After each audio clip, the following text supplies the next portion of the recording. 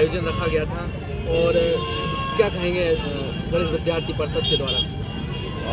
जो चरण पादुका के बारे में भी और इन सभी चीज़ों को हमें जानने में जो बुंदेलखंड के जलियांवाला ही कहलाता है, उसके बारे में जो हम सबको परिचित करने वाले या अवलोकन जो हमें समझाइश देने वाले, एक तरीके से इस सभी का नॉलेज ही हमें उनसे मिला। तो उनके आज पुण्यतिथि के दिवस आज का ये कार्यक्रम रखा गया, दीप प्रज्वलन किया गया आज के मुख्य चौराहे पे और उनको श्रद्धांजलि दी गई और उन सारे वीर सेनानियों का एक तरीके से हमने श्रद्धांजलि और नमन किए आज के दिन।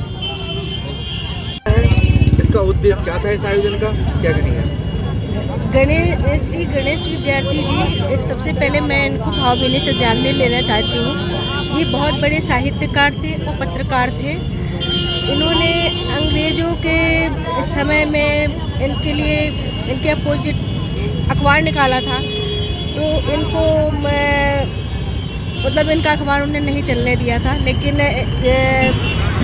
जब ये पत्रकारिता में ये पीछे रह गए तो अपने यहाँ जब पहली गोली चली तो अपने यहाँ का जो थे उन्हें गोली लगी तो इन्होंने अंग्रेज़ों के खिलाफ़ निकाला। उसी माध्यम से अपने भारत में इनका प्रचार प्रसार हुआ और उनकी श्रद्धांजलि में हम लोगों ने स्वतंत्रता संग्राम सेनानियों के उसमें दीपक जलाया, सबको भावभीनी श्रद्धांजलि दी और उनको मैं बार बार कोटि-कोटि नमन करती हूँ।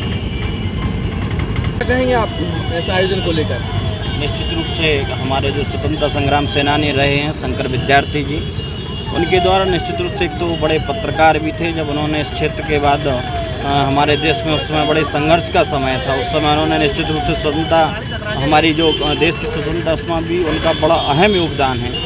उनके आज के इस अवसर पर निश्चित रूप से हम सभी ने संपूर्ण समाज सेवियों ने और निश्चित रूप से हमारे कलेक्टर साहब, नगर पालिका अध्यक्ष, सभी लोगों ने आज दीप प्रज्वलित करके उनको श्रद्धांजलि अर्पित की है और उनके साथ साथ सभी शहीदों को भी आज श्रद्धांजलि अर्पित की है निश्चित रूप से।